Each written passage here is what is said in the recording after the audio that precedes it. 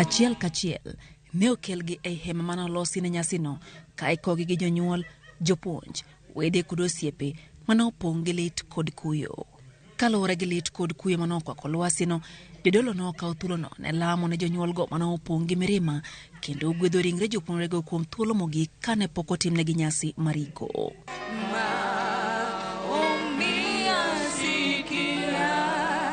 Tend skund kokalo kuom achiel kuom jopuonjgi noluongo nying jopuonjrego achiel kachiel gi kitgi kaka yor nyiso tudruok machiegni mane gin go gi jopuonjrego. Success Kingori, responsible and disciplined. Samvin Munene, cheerful and well-groomed. Japuonj Benson onyiso lit ma skundno nigo kuom wito jopuonjre 21 go moko mane gichako godo katindo kendo ok ochako skul kod mago mane odonjo e skundno ka oya skunde mamoko. We Hillside Endarasha Academy Fraternity finds it hard to believe that you are no longer with us, with memories of your hands holding pens, writing assignments, drawing with pencils and coloring with crayons. CBC has been interesting.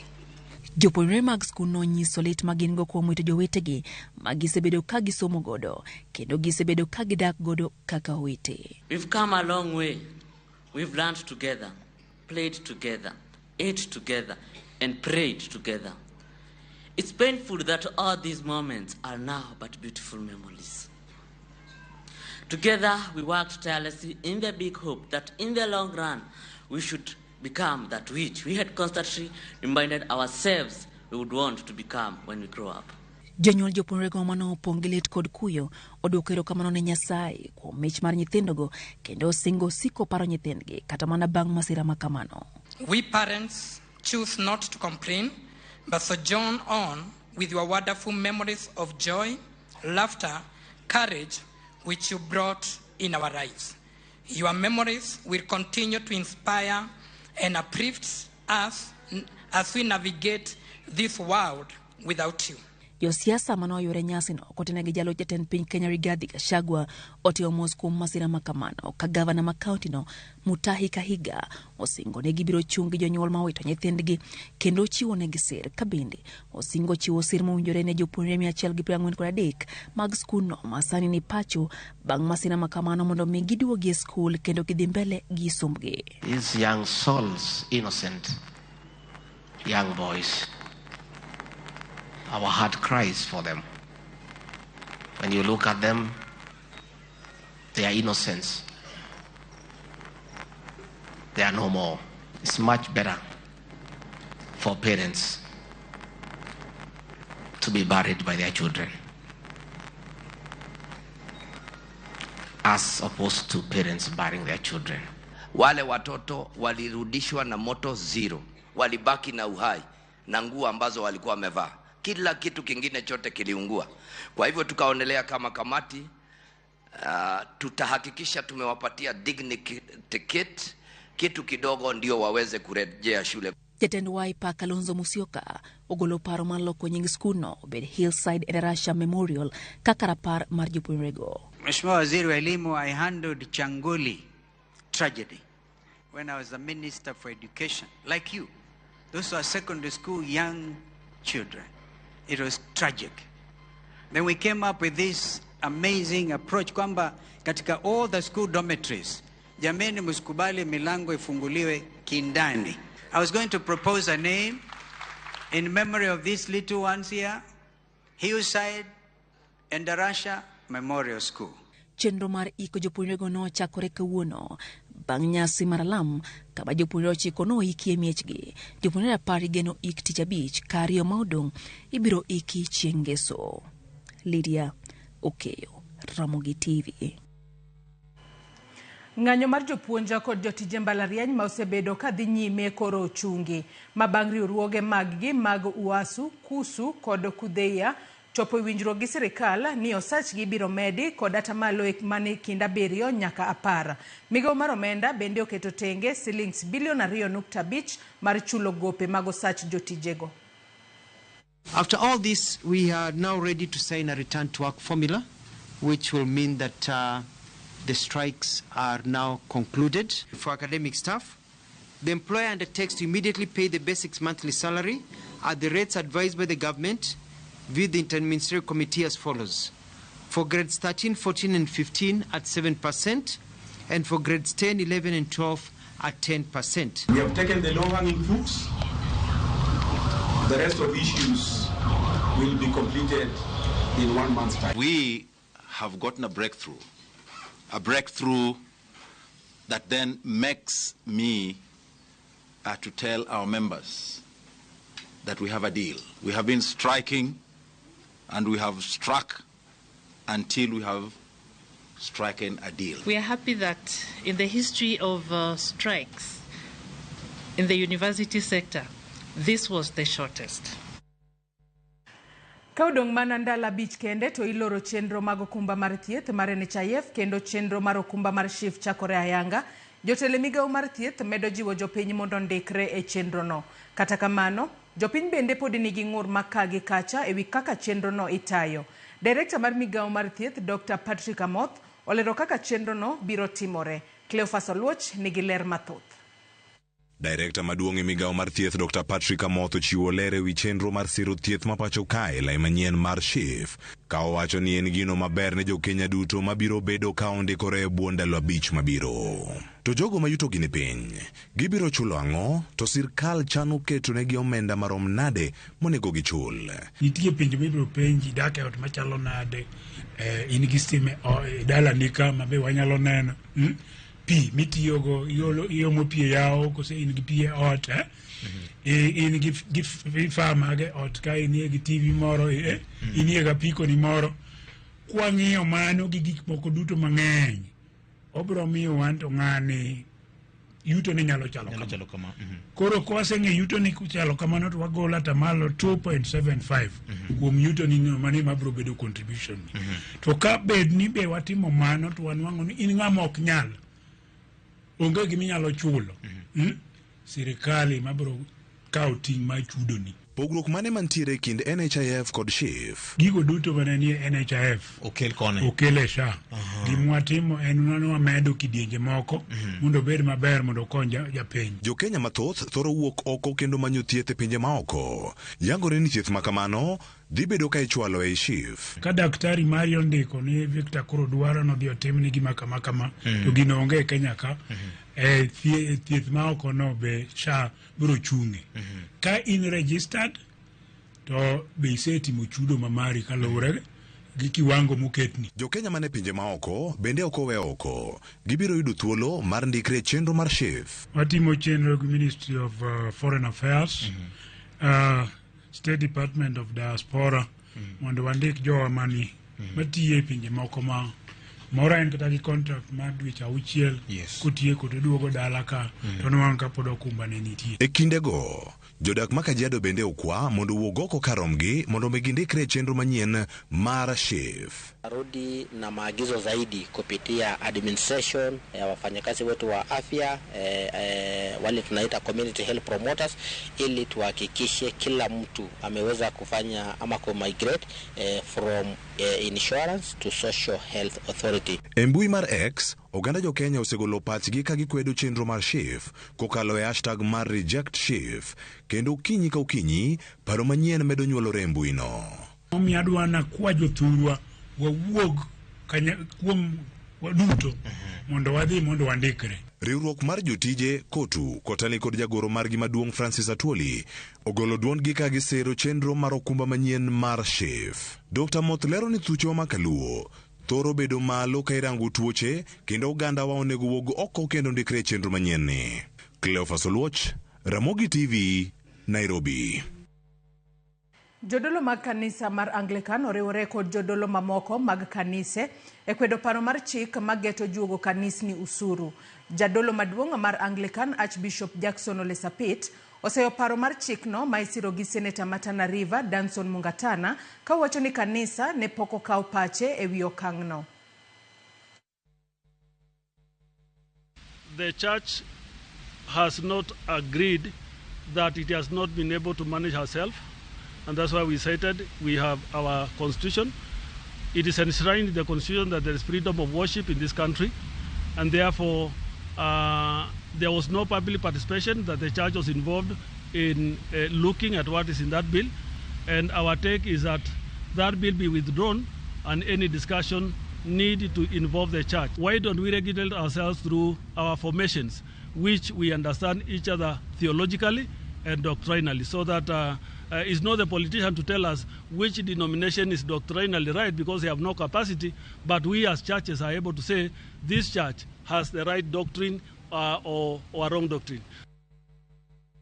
Jatend piny Kenya William Ruto ojiwo jotelo mag pinje Afrika obed kod duol achiel e chwalo dwaro margi ahinya to korka chenro mar yudo sir kowuok e aguche machiwo omenda ne pinje mondo rakre gi midhiero mag lokruok chal mar lwasi. Ruto ma oloso e romo margi kaka jotelo mag Afrika mar rango weche mag rakruok gi midhiero mag chal mar lwasi wacho ni Afrika nyaka ket liet mar neno ni omed gi omenda ma ichiwo ne siro chenro makamago. Romo no ne gibago tenge mar romo ma okelo kanyakla jotelo e riwruoge pinje mangima UN e boma ma New York.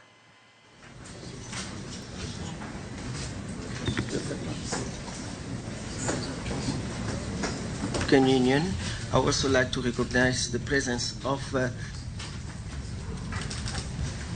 the African Union's Assembly.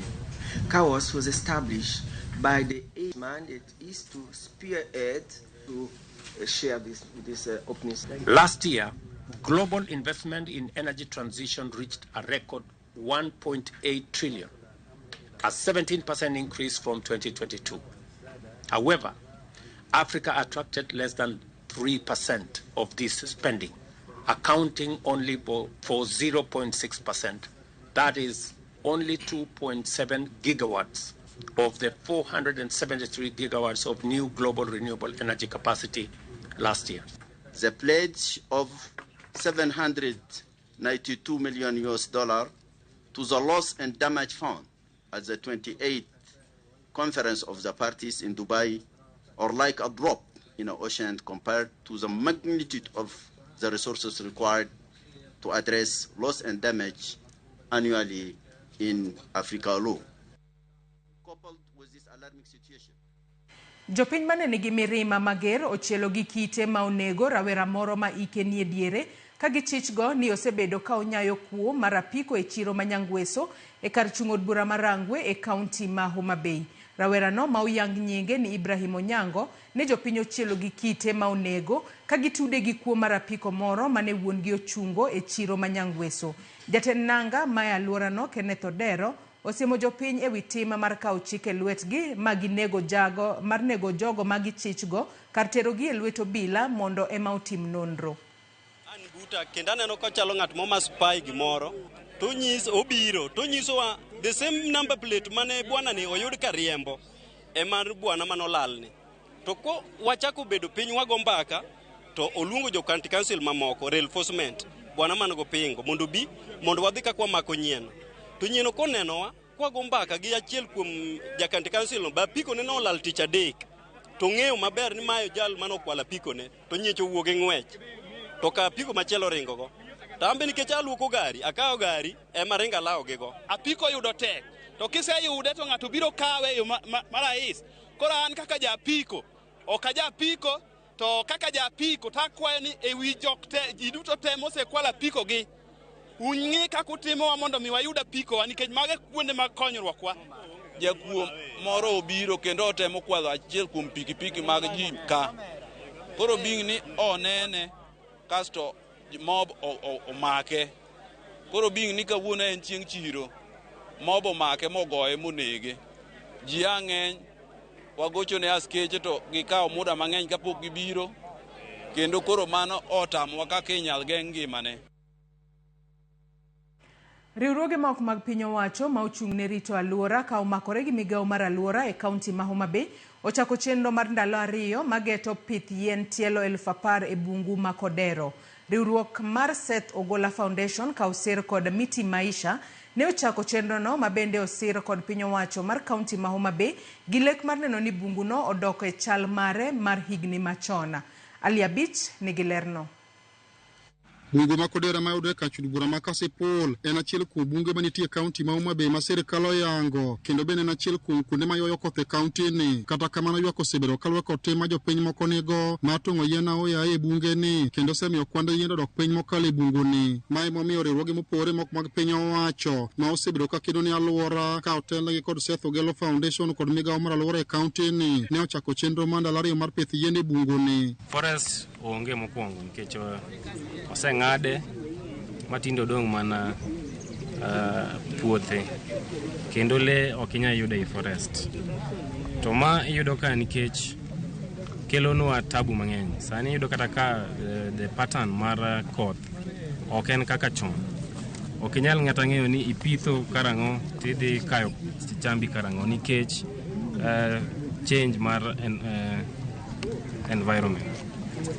Koro kawuono ne wan gi chenro mar pidho yien mondo mi waduok kata watem mondo mi waket kuma nosebedo ong'ad yien piny mondo odogi e wang'e. Chenro no mar ndalo ariyo mar pith yien e bunge ma Kodera geto pith mar yien tielo gana 10 e bungu ni kaka achiel kuom chenro ma gin go maduogo bungu ni e wang'e. Koro first phase ne wan gi target ni mondo wapidh yien 10,000 to wan gi phases kendo mabiro timo ndalo mabiro mondo mi wan target wa mondo mi mawadwa ni wapidh e Kodera kende and at least 1 million. Koro wadwaro ji mondo ng'ewa mondo kwa bet pamoja to wanyalo pidho to yien gi onge ng'at momiwa pesa. As members we contribute because that is our social responsibility. Jatend migawo mar alwora sirkand kaunti ma Homa Bay Joash Alo wacho ni gitiyo kanyakla kod migepe mamoko mar neno ni bungu ma Kodera oriti kane ogolo siem ne jopiny ma osebedo ka tong'o yien aoya e bungu ni. E kinde ni wan gi chandruok maduong' e piny mangima miluongo ni climate change kata lokruok marach mar kor lwasi kendo en gima koch mosemiyo wabedo kod pek e yore mag liet kaachiel kod nembewa bende tuo to samoro bende giyienyo to wan kod tuoche bende mang'eny makoro biro nyaka kuonde mane malaria ok bedie to e kinde makoro wantiene koro nyaka wachiew kendo wane giminyalo tim. Omiyo yien ok wapidh Kodera kende, wapidho yien nyacha wapidho yien god nyango forest. Ka komiti mar jogweng' marango dongruok mar bungu ni ne okone gibiro tiyo kanyakla mane oni yiende mane opidhi orite yo mowinjore. King'iyo loka chande en yiende ma indigenous. Ma indigenous go be watamore ok ng'adi. To bende waketo education kaka sani donge. Ne kuyie turiti yien nikech kiny nyathini kata nyathini biro konyore. Alia Beach, Ramogi TV, Homa Bay. E kaunti ma Migori en ni omenda ma oket tenge ne chenro mag kedo kod lokruok mar kor lwasi e kaunti ma Migori omedore ka wuok e milion 279 e hik omenda mar 2022-2023 nyaka omenda maromo bilion 13 e hik omenda mar 2023-2024 kaluwore kod lipot ma ogol kod riwruok mar Devolution for Climate Change Adaptation Program. Thoth omenda ni kata kamano ochiw kod riwruoge ma ok mag piny owacho masiro chenro makedo kod lokruok mar kor lwasi. George Juma nigi lerno. Kedo kod lokruok mar kor lwasi en twak madhi nyime e piny mangima, piny Kenya kaachiel kod kaunti ma Migori. Okenge ma opogore opoge ma oting'o pidho yiende, keto omenda tenge mar kedo kod lokruok mar kor lwasi, keto chike makare gin moko kuom okenge ma kaunti ma Migori oseketo mar kedo kod lokruok mar kor lwasi. E higa mar 2021 kaunti ma Migori ne oloso chike 3 madongo makonyo e kedo kod lokruok mar kor lwasi ma oting'o manyo makedo kod lokruok mar kor lwasi ma idendo kaka Climate Change Act 2021, chik mang'iyo kaka omenda ma itiyo godo e kedo kod lokruok mar kor lwasi kod ikete tim ma ong'ere kaka Climate Fund Act 2021. Penjo maduong' en ni bende chike oseketie tim to bende kaunti ma Migori osego okang' makare mar kedo kod lokruok mar kor lwasi. E komenda mar 2022-2023 Migori County nokoketo pesa maber ahinya ne weche mag lokruok mar chama kor lwasi. Ne giketo maromo milion 279 ne yore mag lokruok mag kor lwasi ma noken gima ber ahinya kaluwore gi pesa manodhi e yore mag dongruok miluongo development budget ma en 3.5 billion. Climate change Fund Act, actually at least 2% of the annual budget should be allocated to climate change related actions. So we have seen a lot of improvement towards that direction, which is good. Mike Joseph Meteorogno Mad Evolution for Climate Change Adaptation Program Mane Wuoyo Ekindro Mano Kelo Migepe Mopogore Opogore ne owach ni piny owacho mar kaunti ma Migori osetemo kata kamano pod nitie mathoth mapok gitimo. Climate Change Act no kale higa mar 2021. Wan gigni adek down the line. Adek down the line Migori County poko otengo pesa. Magiwacho ni maa en ma 2%, and that one is a challenge. Kalwe ko chik mangi weche go mag lokruok mar kor lwasi maong'ere kaka Climate Change Act 2021 mar kaunti ma Migori, migepe duto mag kaunti maromo 10 onego bedi kod chenro mag kedo kod lokruok mar kor lwasi. Kata kamano, lipot mogol kod ruogno ma Devolution for Climate Change Adaptation Program yango ni thoth migepegi pok oketo ma itim. Education, Department mag Gender, Department mar Land and Physical Planning. Inwango ni kan watim analysis mar nwango ni departments go te. Gin in terms of climate change mainstreaming negi score 0. Lipot ni bende yango ni aptamal maduong' mag omenda ma itiyo godo e kedo kod lokruok mar kor lwasi e kaunti ma Migori osebedi ka chiwo korego mok mago mag piny owacho kamano moket kod piny owacho to pod tin mokalo. Migori County is focused mostly on the donor fundings. Koro en gima rach ahinya ka chieng' ma donor fundings oweyo. To waneno ni as a county ok wadhi maber ahinya kendo mane momiyo county owinjo beno pull up their socks. Pesa ma development partner okelo mondo ti godo. Pesa no wadwa neno lerne maber, nen pesa di activities mage mano tim go. Dwaro bende nitiere mondo koro piny owacho koro nywan pacho ganda duto e kedo kod lokruok mag kor lwasi. Juma, Ramogi TV, Migori. Nyakwara Ramogi ajoangi report mar Juma kowuok e kaunti ma Migori emochopo gode giko mar weche manyien okinyi ma kawuono. Med tudri kodwa kichwalonwa penjo ote moramora kotudore kod chenro magwa duto mag odiochieng' ma kawuono. Yiena mar mondo mi akaw yoyo madundo bang'e taduogo kod nonro mar gazet. Kik idhi mabor.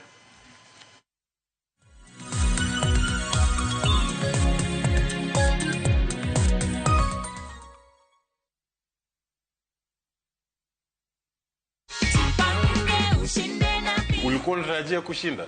Nilikuwa tu nikifanya tu nitashinda tu kwa sababu ulikuwa na tumaini. Yes. This is your check of Jipange ushinde na view sasa. Umefikiria matumizi yake? Matumizi yake ni kulipia watoto karo shule. Hii pia ni yako. Hiyo hata tuambiagi watu nini iko ndani ndio wao pia wajipange.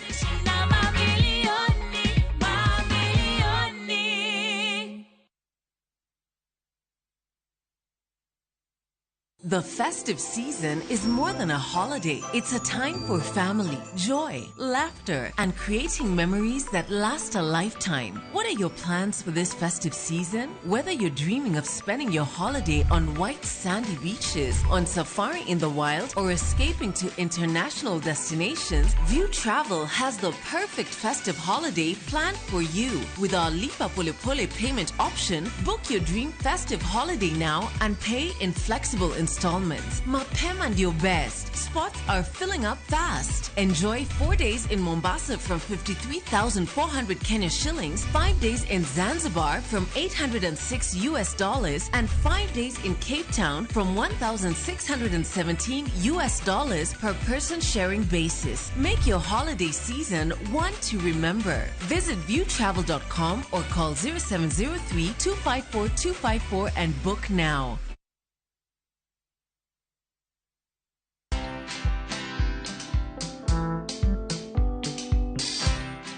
Mabrother, chekini story fulani la penjuzi mtani record manze. Lakini bro, kazi itakuwa tu ni kujaza simu na hizi mavida. Ai, kujinice tu kaka. Mwananchi ndani huyo anarada medalia pesa. Leta tenje ni kushovilia tutaomoka. Citizen Digital wako na platform fulani kwa site yao inaitwa Wananchi Reporting. Hapa unaweza tuma story yako kwa website yao ama kwa app yao ya Citizen Digital. Na kama hiyo process ni ngumu, unaweza tuma story kwa email yao, WhatsApp number ama uitumie kama SMS. Alafu gani napataje bro? After story yako imepublishiwa, hapo ndo una receive 1000 kwa simu yako. Bro, au umenichanua. Don't just witness the news. Be part of breaking it. Download the Citizen Digital app and share your story with Wananchi Reporting today. Citizen Digital.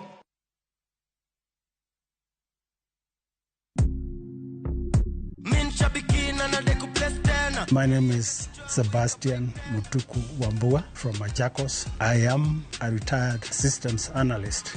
I'm into 6 months playing, and I was not even expecting to see anything until when I saw that text message, and I couldn't believe it. I got 12 predictions out of 15 on the jackpot. The first person I told was my wife. This is good money. I think it will go far to help myself and a few other people that may be in need. I want to encourage other people. Please go ahead and try your luck. It's always good to try, just like I did. Looking at my win here, Shabiki in Minnesota. Thank you, Shabiki. Shabiki Super Jackpot. Ni time yako. Not for persons under the age of 18. Authorized and regulated by BCLBA 671.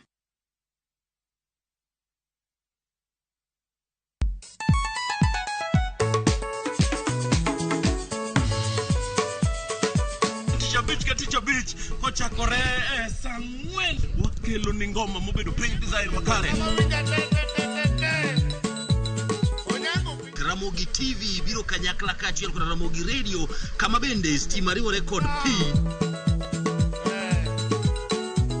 Yonya wauntie kikubed mabor nyakoro mgajen kech kai ekumi yudo gik mamit kabisa Ramogi Night Disco. Maintain your position.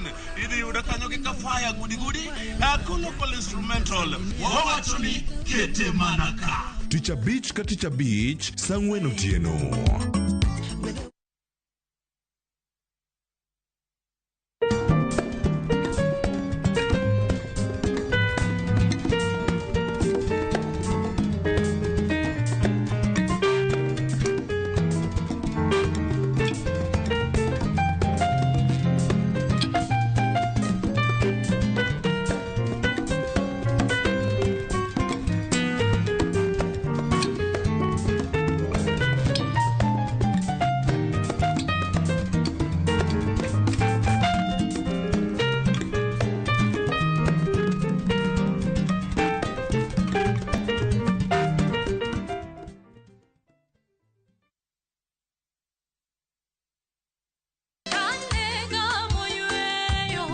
Fweny ngima maber e wach Nyasaye kanyakla gi wende majiwo chuny ahinya e Injili ngima. Chieng' ngeso ka ngeso kochakore saa 2 okinyi e Ramogi TV wamiyi sabato maler kendo mamalo moloyo kod wende mamoro chuny moa kuom jothum mihero kendo gi jokwath mapacho ka. Nyasaye wuoyo kodi kendo wuoyo koda ni kik iluor gimoro nikech an kodi. Sabato tutapumzika milele yote. E Injili ngima ngeso ka ngeso chakre saa 2 okinyi e Ramogi TV. Wazishikao amri za Mungu na ushuhuda wake.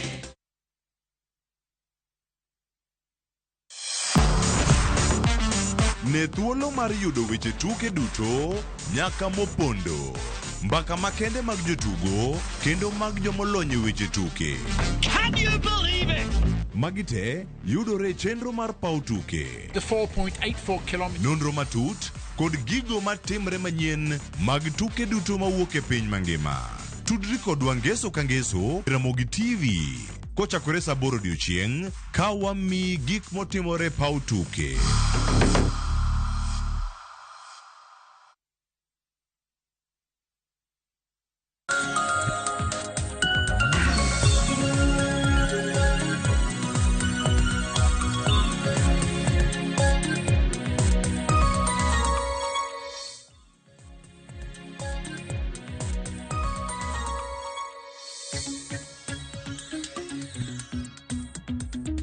Nyakwara mugia jog machiegni nonro mar gazet okinyi makawuono antiere kae kod Hansel Oyango mar mondo mi walidhni gazet. Oyawre Hansel ichiew nade okinyi makawuono?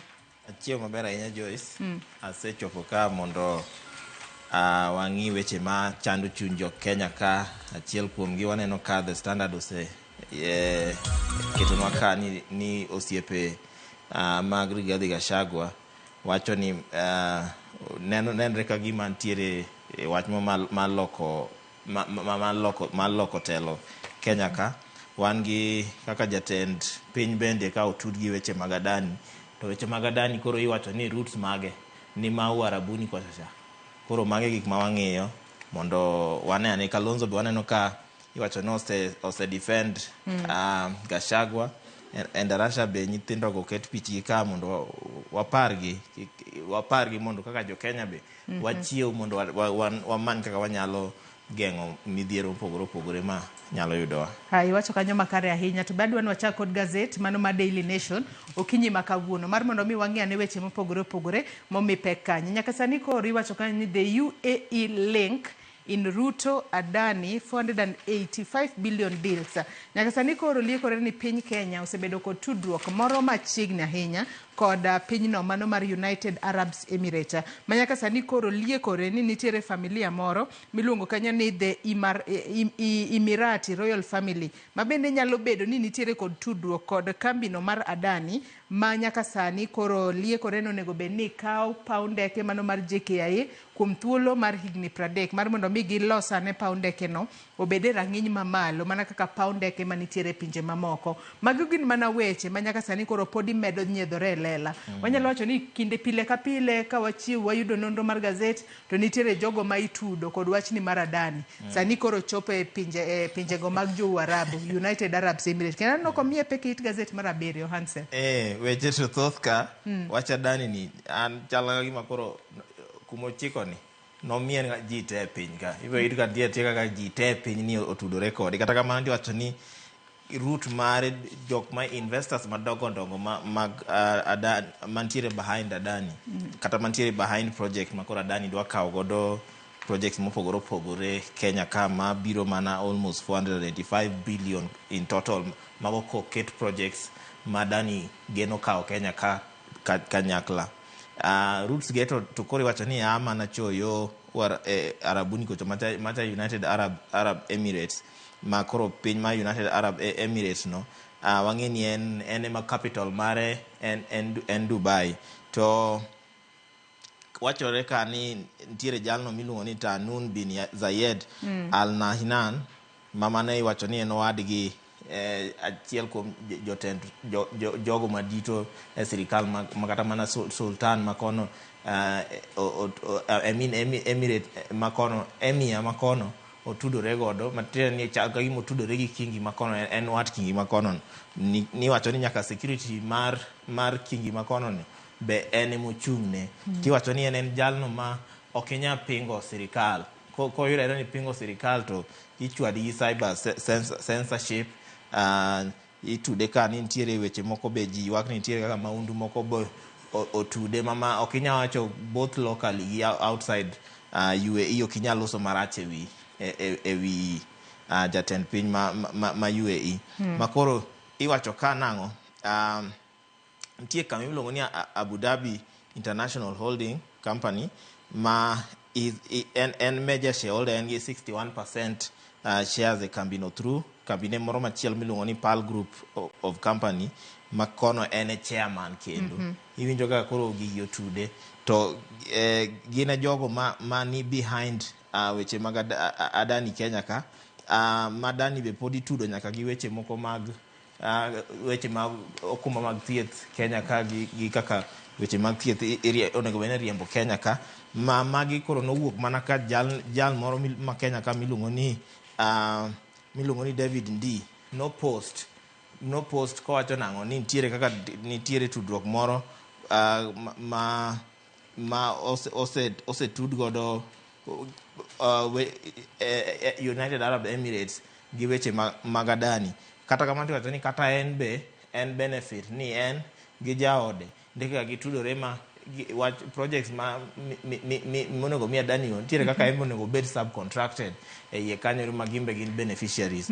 Weche to pod thoth ka anyalo mana encourage nyakwar Ramogi ni embo temo some. Aya wach ma kamano nyako Ramogi Ajwang nyalo somo it gazet mar 7 mano mar gazet ni mar Daily Nation mar kaka seng'isi ni pile ka pile gazet temo fono nwa matute wi maling manitiere kod kambi mar Adani malie koreno nego beni kao mano paundeke mar JKIA nyaka sani kori wacho ni bende gino mano nyayo e chwang' ahinya ni en ang'o momiyo tenda mano mar loso paundeke mar JKIA noko kete e lela mar mondo mi jomoko mantiere kod kembe bendo chwalane tenders magi mondo ng'ini ng'ama nyalo loso paune yo makare kata offers magintiere godo tang'o momiyo ne iwacho mana ni Adani kende ema imiyo offer makamano. Adonwa dhi it gazet mar 4 nikech nitiere wach moro momako wang'a kanyo. It gazet mar 4 mar gazet ni mar Daily Nation kama kori wacho ni Kalonzo sani koro wacho ni osiro mar mondo mi kik thich oko e apisi mano jalup jatend piny Kenya Rigathi Gachagua. It gazet mar 4 kanyo Hansel wanno ka nyaka sani koro wanyalo wacho ni en a game of numbers e od bura kacha kata kamano jo od bura sani koro lieko ne gisechoko sei 200 mano mar mondo moromogi chwalo pedho twak mar thicho oko e apisi jalup jatend piny Kenya Rigathi Gachagua. Kata kamano wang'e ni kwan madwarore en 233 mano e minimum number ma dwarore mar mondo mar jod bura monego beni siro twak mar thicho oko e apisi jalup jatend piny Kenya Rigathi Gachagua. Mokwongo kapok ichope wach mar thicho oko nikech nyaka gi debate ma korka gigo ombulu gin be nyaka ikwong ichok signatures ma ok tin ne 117. Mamana I think biro atamalo madhi mana almost pradek ma jobunge. To nyaka sani jogo machwalo choko signatures makamano lieko ni choko signatures moheyo 200. Yeah, actually en 242 as at yesterday night makanya nyaluo story ni mbui kochacha nyose chopo 242. Makoro jogo manigi makwedo jalup jatend piny nigi chir ni ginyalo thiche oko. Kata kamano iwacho ni jo ODM wachore kan jo ODM a good number maginye ni reluctant kata nye gin gi to moro ni ok gidwa riwore e wach ni gipedhe ni koro wach kogol Gachagua to dhi konyo gwenge wagang'o mamano koro achiel kuom joge wacho ni en Lugari MP Nabi Nabwera gi mamoko nye penjore kanyo ni koro ogole dhi konyo anang'o mara koro iwacho ni nyochuno mondo jogi omany jatend ODM mamano Raila Odinga masani nie piny ma US kocha mondo los gi joge ema nyoreso gi ma giyudo numbers go.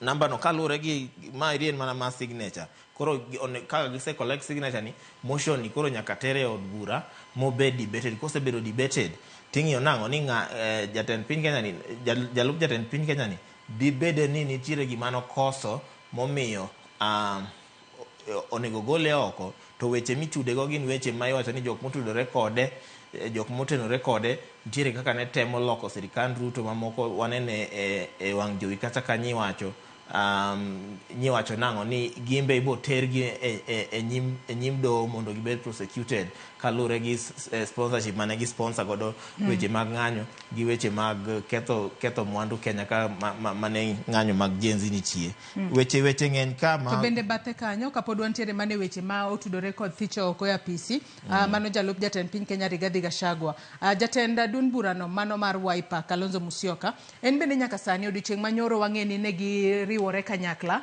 mano e kuyo kod jonyuola wede osiepe jopuonj kaachiel kod jopuonjre mag skund primary ma Hillside Endarasha. Bang' mano e kinde makoro ne giwuok e iko makamano kata e alam ne ringre makamago nodhi ba owuoyo gi jopiny mano Nyeri Karatina Town kama koro nowacho ni gin en kaachiel kod jatend DAPK mano Eugene Wamalwa ni giwacho ni ok gibibet piny mar mondo mi gine kichwalo twak kata paro mar thicho oko e apisi jalup jatend piny Kenya Rigathi Gachagua. Penjo nyalo bedo nang'o momiyo Kalonzo kaachiel kod Eugene Wamalwa ok dwa no thich oko e apisi Rigathi Gachagua. Gintiere kod interest mane nikech wang'e ni siasa kinde mang'eny kila ng'ato ng'iyoga mana interest mare. Kalonzo gi Wamalwa sani nitiere kod interest mane ang'e ni mane penjo ma jopiny nyalo bedo ni penjore nyuara mogi ando gi kawuondu ng'ato to ng'iyo iye ka sani koro Wamalwa loso owacho ni itemo bar got en bar magot konye gang'o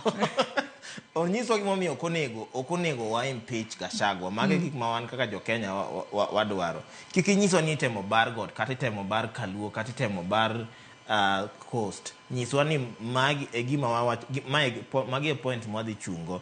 But idhi adhiya ni idhi chung gi Gachagua nikech koro samoro en osiepni, kata samoro koro osemiyi gimoro, kata nitie gimoro mane osetimoni, to mano ting'e ni en pointless. Ka weche miwacho gi are true, miwacho ni itude godo gi are true, nikech kata na bang' ka ne jatend piny noseloso e wi ng'anyo, embe nogolo statement ne mano noneno ne jo Kenya kawacho na ma nyalo bedo insubordination nikech jatend piny koseloso mano kawaida.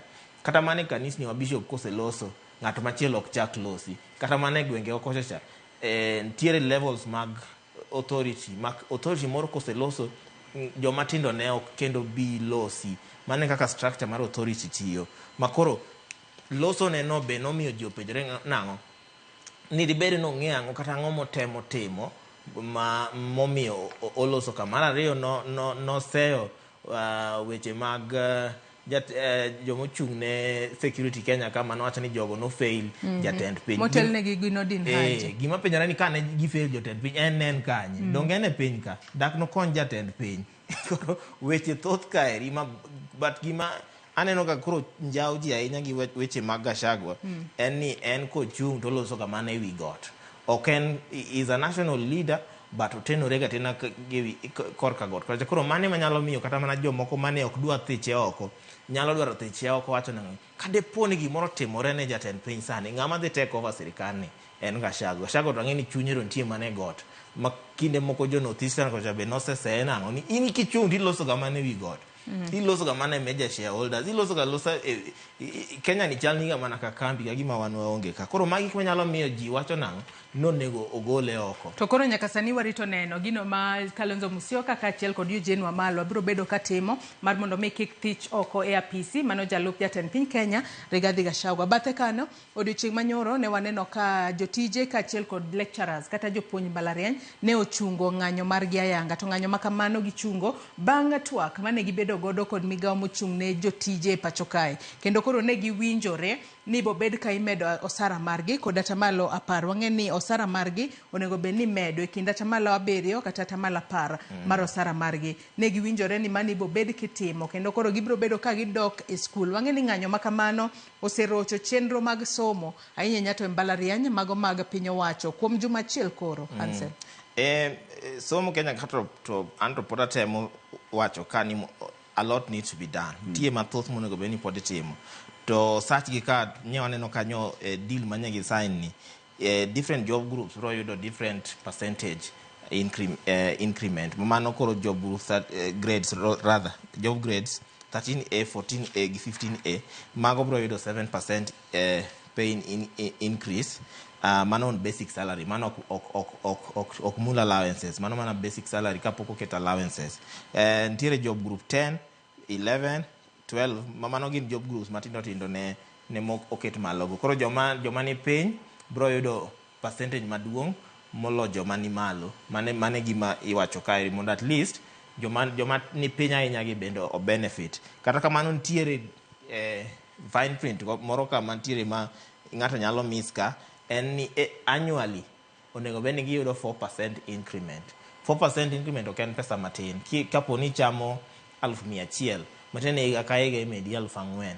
Mane gima gitemo wacho ka nikech mane 4% increment. Makora formula magitiyo gode manyalo wach manya pinjora nang'o dibedo ni inflation ma Kenya ka be grow gi 4% koso nang'o nikech 4% increment higa ka higa in 5 years ido ko se medi ka ni chamo 100,000 kori chamo 100 and actually ok giwacho kata ken en net koso en compound increment. Ken compound increment mano koro after 1 year ken 104 kori calculate another 4% 104 ni. But ken en a basic to ingeni kori kete principle mokwongo mane nitiere no.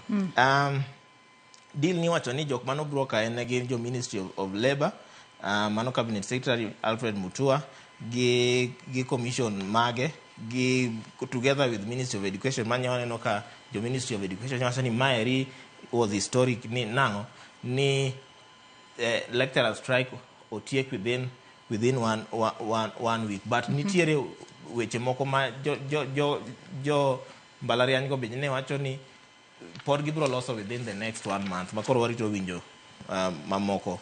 I don't know wetengi weche makamago wadhi it gazet mano mar auchiel mar gazedni mar Daily Nation. It gazet mar auchiel kanyo nyaka sani koro governors mago mamine kata mawakeini mano motelo ne counties mopogore opogore pacho ka odiochieng' manyoro ne gintiere kod romo margi mane county ma Kirinyaga kama koro ne gi yawa yanga mano romo mano mar iwacho kanyo ni en romo mokwongo man bende ne gintiere godo mano mar G7 meeting mar activating the Kirinyaga chapter mane obagi Kirinyaga stadium mano odiochieng' manyoro. Kata kamano governor e county ma Meru Kawira Mwangaza kende ema ne okochopo mano e romo makamano. Kata kamano e kinde romo makamano nyaka sani koro governors makamago giwacho ni governor ma Kirinyaga mano Anne Waiguru sani koro kaluore kod kit telo kaachiel kod chia mosebedo konyise telo ni koro oromo mar bedo jalup governor mane yiero mar higa mar 2027 gikwaye mar mondo mi ochiwre mar mondo mi koro wetelo ne county hotel ne Kenya mangima kaka jalup governor. Giwacho ni nyaka sani en jal matiyo matek en jal manitiere kod horruok moro ka bende nitiere kod experience kaluore no setelo ne county ma Kirinyaga Kenya. Ng'ama dhi bedo jatend piny kaito en to koro ringo ka jalup ne Hansen. We mano mondi penjo ma penjo ni kane ni Homa Bay County nobago romo moro en niga mokalo aparo kane niga mokalo ne dhi karumo mag Gladys Wanga mano aparo ne weche mag investment ne mine no biro behind Gladys wacho ni Gladys oromo bedo deputy president 2027 ene monego dhi sani koro the same mine gi makendo jotelo ma mine gi makendo koro anapenjora ni to chungi ni kanye. Of course Kawira was saying any touch okosebedo ka rieny malonga ahinya Kenya kama ma case ne yapa report ni do pokotigo case ne ma nyaka beni weche go momiyo koro samoro ne nyalo bedo ni pod tengore okdwa bedo public limelight ahinya nikech cases kanie court be samoro okidwa nyisori ma strong ahinya but nyok gin mana governors kende nye ntiere MPs ma mine be nie ye kanyo ma iwacho ka ni kata mana patron margi ma Ida Odinga mano mano jaod Raila Odinga be ni kanyo ma be nyo puoyo kaka Waiguru en chene mosebedo ka en chairperson ma Council of Governors mang'eni tam ne be onego be ni rumo ma osechak ng'i kaka obedo replaced. Wanga be nye wacho kano oyiere kaka jaod bura mano 2013 Waiguru no support kata kano obedo ni gin e different sides of the floor. Waiguru no miye sir ma no jiwe makoro wacho ni en ojiwo Waiguru kaka wacho ni Waiguru oromo telo oromo bedo jalup jatend piny Kenya kae. Ato nyaka sani bende gin kaka governors ma wakeini e pacho kae sani koro gintere kod gombo ni kochope yiero mar higa mar 2027 kwana ma governors ma mine oidhe malo kowuok 7 mar mondo mi ochop 24. Wang'eni nyaka sani wantiere kod governors ma wakeini, wantiere kod Gladys Wanga ma Homa Bay, Wavinya Ndeti Machakos, wantiere kod Fatuma Chani mano ma Kwale, Waiguru mano ma Kirinyaga, wantiere kanyo kod Susan Kihika ma Nakuru, Cecil Mbarire ma Embu kachel kod Kawira Mwangaza mano ma Meru. Mage G7 governors ma wakeini montiere gode pachoka kwa wetenge weche makamago. Hansel adwa nwadhi mana mapiyo piyo anno ka wendo maro sechope studio kinyi makawuono. Nitiere machinglo gazette podi nitiere kod weche mathoth nikech aneno ka bende koro nyaka sani ondik kanyo ni Maraga report reveals KDF police crash over aircraft. Weche makamago nyaka Ramogi Ajwang nyalo somo it gazette maraboro. Bende nitiere sigana mano mar Kitengela 3 kaka negi bedo kidnapped kata kamano bila wacho ni negi onge lweto bila mano be nyaka Ramogi Ajwang nyalo somo it gazette marapar. Nitiere machinglo moro kata katun manitiere it gazette mar 14 mano mar gazedni mar Daily Nation. Kwang'eyo machinglo makamago anyalo wacho ni mana kaka weche mag adani pile ka pile nitiere gazette kaka machinglo manitiere sura moro maseneno ka ni constant e machinglo kate gazette katun matinde igora inyanyate gazedni mar Daily Nation. Kwang'eyo picha makamano Hansel wanyalo pongo gi wiwa ni en ng'a to koro akia ni position neno ominango akia ni kor ka kori nyalo interpret nango Ma picha ma waneno ka to an ka interpret it. Number one, aneno ka Mairi and the self-proclaimed kingpin ma gwenge mag Masawa kocha. Ne ma pod en e kom. To kom ni waneno kotemo bet e wi bunge. To bunge bo nyiedhore ka ogolo tong' moro ma bethe e wiye kanyo suri. Moro ma bethe bunge tinde nyaka go suri. Moro ema dwa thiche oko.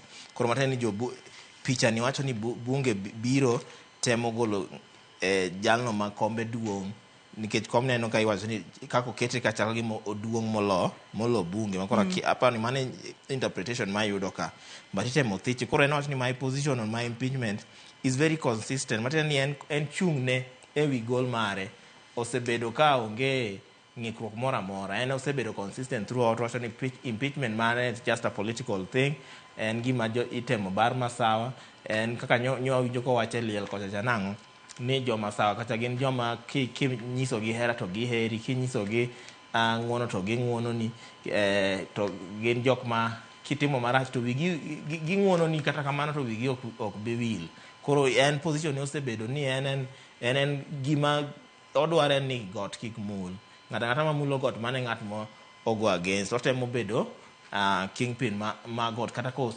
osebedo ka samoro wacho ni Uhuru Kenyatta ema pod en kingpin but wang'eyo ni mano to koro en gimo tema wacho kisiasa but en ema monenore kaka kingpin kocha en the highest position right now majo Central Kenya ni goma koro automatically you'd want to or you'd expect ni masses oluwe kata mato wang'eni got bende nosenyiso barruok moro ma east ni kocha cha to west ni koni eri Nyakora Mugejong bende nyalo ng'iyo machinglo ma kamano kaeto en bende ng'iswa ni korka kore onyalo interpret nang'o adwa ni watie kod wach mantiere it gazet mogik mano mar gazet ni ma Daily Nation ka watieko nonro mar gazet it gazet mogik kanyo kotudore kod alama ni ringre mag jopuonjre 21 manowito ngimagi e masira mar mach mano muoch e skul primar mano ma Hillside Endarasha Academy mayudore e kaunti ma Nyeri nyaka sani odiochieng' manyoro e kinde mane itimo nyasi ma kamano gino mano mako chuny ni nyaka sani sirikal pok oyango ni ang'o mane nyalo miyo kata nyalo kelo masira makamano mar mach ondike kae ni an easy silence over tragedy as 21 Hillside boys are buried. Nyaka sani koro ero iwacho kanyo ni kata jogo mano chung' malo mar mondo miyo losi onge ng'ata mano demand for justice ka koro josiasa ne chiwo mana puoch gi pak ne telo mano mar skuno gino malich ahinya to bende wang'eyo ni nitiere wechego mag safety measures mosebed ka oket piny kod migawo mar somo bende safety measures makamago bende oyangi ni biro bed ka iluwogi kata migawo mar somo biro bedo ka luwo ndachgi e skul ka skul mar mondo mi gine ni skul ka skul ochopo kiwango mar safety measures moketi mondo kinde mabiro mbele kikwane masira makama ansel mana mapiyo kwati en wach matek ahinya en wach malit ahinya mokwongo wach Endarasha ni nyawinjo kata mana jalup jatend piny machon mano Kalonzo Musyoka nye wacho no nego lok nying Endarasha from Endarasha Academy to Endarasha Memorial Academy kata kamano mago to gina weche ma cover the real issue mane ntiere Endarasha iwacho ka ni ling moro sebedo nonro monego beni chiwo ne jopiny kalure gi wach mar Endarasha ni ma Ministry of Education kata migawo mochung'ne somo Kenya ka be chal ka gima dwaro ni mondo ji wigi owil gi wach mar Endarasha no ji kik lose ahinya nikech nyaka sani wacho ni onge ng'at mosemaki onge kata ng'at mosetere doho kocha onge ng'at mosemak kata mana ne negligence kata mana jatend sikul no be pok waneno kowuok oko motegno kata ka loso ewi Endarasha makora gima japiny nyalo penjo ni debede ni ma strategy manyalo bedo ni tiyo godo mondo wach ni olalala kaka moko osebedo ka lan nikech wach mag sikunde ma ok e sikul mokwongo wang' ma ok e sikul ma nyithindo okwongo wang' e Kenya ka but pok iwinjo ga ni nitiere ng'at mobedo kata ma prosecuted de ng'at ma kata mana otere doho mondo duok penjo jonyuol penjore ni to koro nyithindwa what happened to them nitiere ka ma wachre ni kinde mane mach timore no dibede ni nitiere congestion e dom no nikech nyithindo 21 kowito ngimagi e aina no to nitie ariyo moko miwacho ni mondika ni pod ni hospital ma pod recover gima kata mana governor ma Nyeri kanye loso en nyoloso mana wacho nango ni nyithindo mane olalo gikgi ei mane nitiere no ibro miss sir of course mano to beneficial mano kako nego bedi. Nyaka sani bende anno kanyo ka mano jakom mar Kupet mano Omboko Milemba. Nyaka sani kori owacho kae ni nyalo bedo ni migao mar somo temo mar mondo mi piny Kenya o wigi owil kata jopiny wigi owil gi nyithindo 21 mano wito ngimagi e masira mar mach mano mar skul primary ma Hillside Endarasha. Sani koro wacho ni ng'ato nyaka koro someone must be called to account. Wacho ni bro kaw thuolo maromo nade mar mondo mi measures mondik e book kata mondik piny oket into practice ahinya to skunde mopogore opogore e pacho ka. Hansel wach ni mogik kawatieko nonro mar gazet nikech ang'e ni gazet mar The Standard to bendo menyo mana weche maket kod mago mantiere Daily Nation. An wach na mogik en mana kolure gi weche mag thieth Kenya ka. Wach shift ni jo Kenya pok owinje malong'o. Sirikal sirikal rikni wach kamano. Gidwaro layout tarik 1 dweni ma tarik 1 dweni en juma mabiro to jo Kenya pok owinjo malong'o. Gima jo Kenya dwaro winjo malong'o ni audit report miwa ni magi e shida manentiere NHIF emomiyo wawuok NHIF to magi ber makoro shift kelo ma NHIF ok ne nya kelo. My process mowadhi nikech jo Kenya neno ka ng'eto ma shift omedi kopogore gi NHIF but wakia ni benefits dhi biro nango. Osuptande ok wane ka improve. Jo thieth medics waneno ka nigi shida ka manye nitie case moro ma wawacho ka on Wednesday ma nyako rawera mo manyodere ma intern manyodere weche inago pok obedo solved.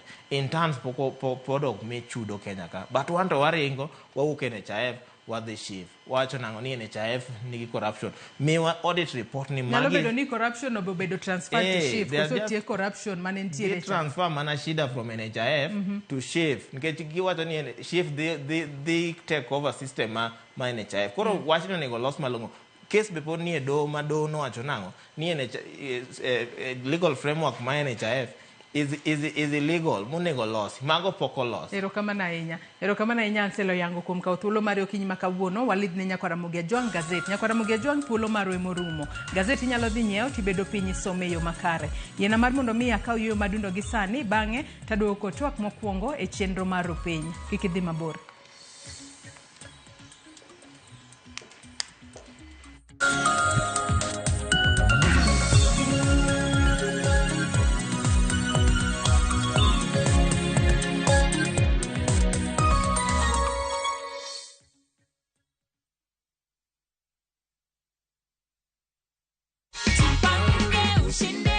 Wakati ulipigiwa simu ukaambiwa ati umeshinda 50,000 ulikuwa wapi na ulikuwa unafanya nini? Mimi ni mkulima, nilikuwa kwa sababu nilifurahia sana. Aya sawa shikilia check. Tunakuaga na the Jipange goodie bag pia. Unaweza ambia nini watu home kulingana na hidro ya Jipange ushinde na visasa? Nawaambia tu waendelee na kucheza. Hata mimi natamani milioni 1 ama milioni 3. Shinda mamilioni.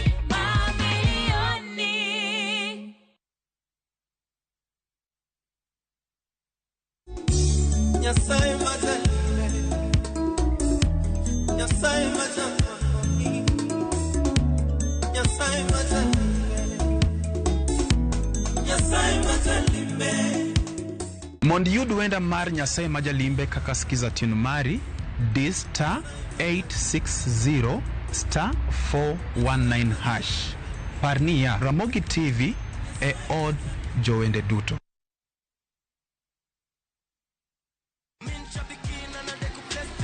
Brate, huu mwezi usiache life ikuweke kwa kona. Kama hivi shabiki.com tukupeleke na rada Boost account yako na 3 million in cash prizes on Shabiki Aviator. Kaza ndege yako to the highest multiplier, shinda 50,000 kila siku, halafu grand prize ya 350,000 Kenya shillings kila wiki. Runway iko so clear. Usiache pesa ikupite. Jiomoshe na Shabiki Aviator. Shinda 3 million in cash prizes. Not for persons under the age of 18. Authorized and regulated by BCLB license number 428.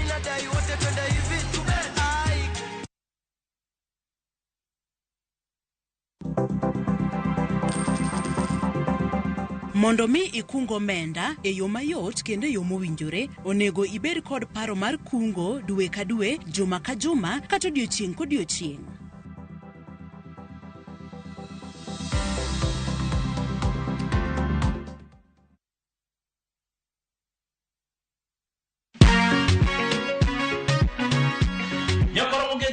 chenro mar thunda gmor visa to wakelo ni jongolo mamit kabisa bantigi bandana and spizo Kachel Koda Jomo Nava. All the ones and twos, of course, myself, DJ Kolo. And of course, inakurunga tu ankor ka ndiso miel kata takaka wati mega kata chale. Wali bado kodala wax dance. When you want to koda achia the Kenyan Nero. Imagine. Ma engi moko ni go beni bai kata mati.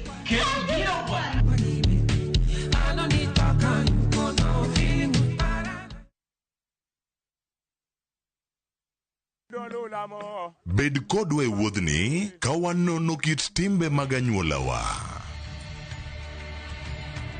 Oyundi no neni en winyo mayot. Sama no dhi chiemo, ng'ama ok ohero tich matek.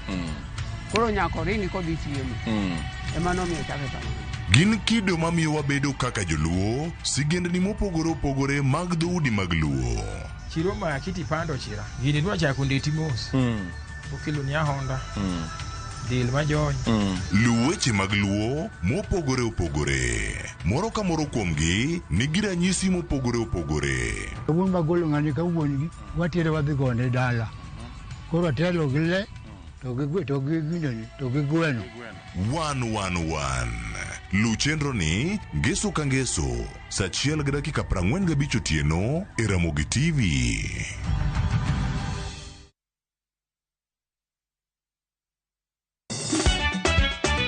Tugo koro eka iye ochacho. Participate. Ka gik moko medo mana fwenyore, to ngima bende medo bedo matek e boma maduong'. Gimora mora ma Nyasaye omiya. Okawene jachien. Yud mor e ngimani kokalo e gik matindo. Onge ka mwaluoro bwana ochiel chunye no wakete pilo wacha. Ni ane ngima nyarkochia kod osiepene kachiel kod joodgi. Kata let te nyiere ya e lak chogo. Ok ginyal weyi ma ok inyiero. Alo ka ero joma ero walo. Alo ka ero ng'at manyisa gik moko.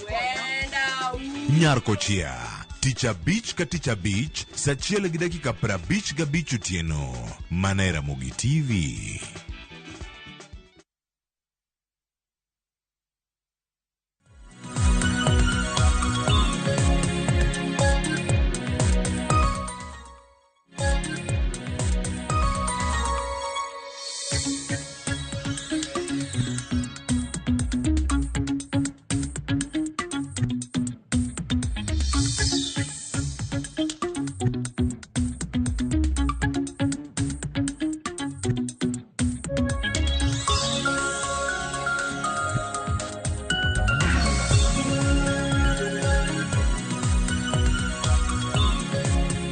Machiegni kendo nyakwara bunge jwang' e twak maromo kuonge chenro mar rupinyo kinyi makawuono kamodo twak otudore kod rito ratich oganda. Kaloni nyaka sani riwruoge mopogore opogore makedo ne ratich oganda kata ratiro mar oganda kaachiel kod riwruok mar okinde osebedo kowuok oko e lela. Maneno ni jogo mane oyudo hinyruok kaachiel kod jogo mane anyuola magi otho e kinde ng'anyo mago mag rawere mag Gen Z oyudo ratiro margi e yo makare. Nyaka sani bende e jumani ne waneno ka gidhi achiel kachiel nyaka e apise mano mag jatend piny Kenya William Ruto bore Nairobi ka koro ne gichwalo nyinge mag rowere 14 magiwacho ni nyaka sani koro familia magi okia kuma gintiere kane gilala bang' ng'anyo mago mag rowere mag Gen Z. Kata kamano penjo en ni ere kaka inyalo rit ratiro mag jo oganda e pacho kae, to ere kaka jogo mane familia magi oyudo lal mano lal kokalo e thoe mag johera magi kata lala kokalo e jogo mane odong' kod hinyruok mano miyo koro gitiyo kod omenda mathoth mar mondo mi githiedhgi. Ere kaka ginyalo yudo ratiro margi e yo makare, to ere kaka piny Kenya nyalo bedo piny makare kamirito ratiro mag oganda duto kinde duto maonge deo wang'. Mane momiyo kinyi makawuono nyakwara Ramogi jwang' antiere kod wende studio, antiere kae kod Frederick Ojiro ma en jaked ne ratich oganda kendo tiyo kod riwruok makedo ne ratiro mag oganda mano mar Haki Afrika. Oyawre Frederick, ichio nado kinyi makawuono machieg network.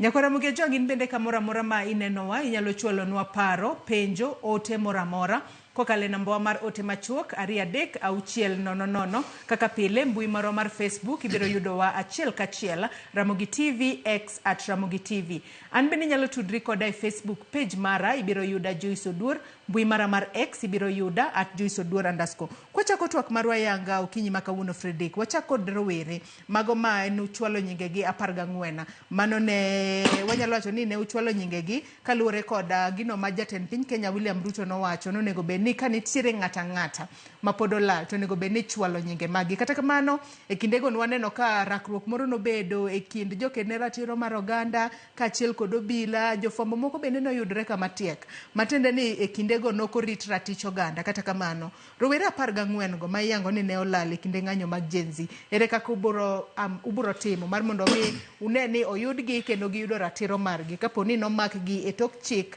kata nolal kodgi miru?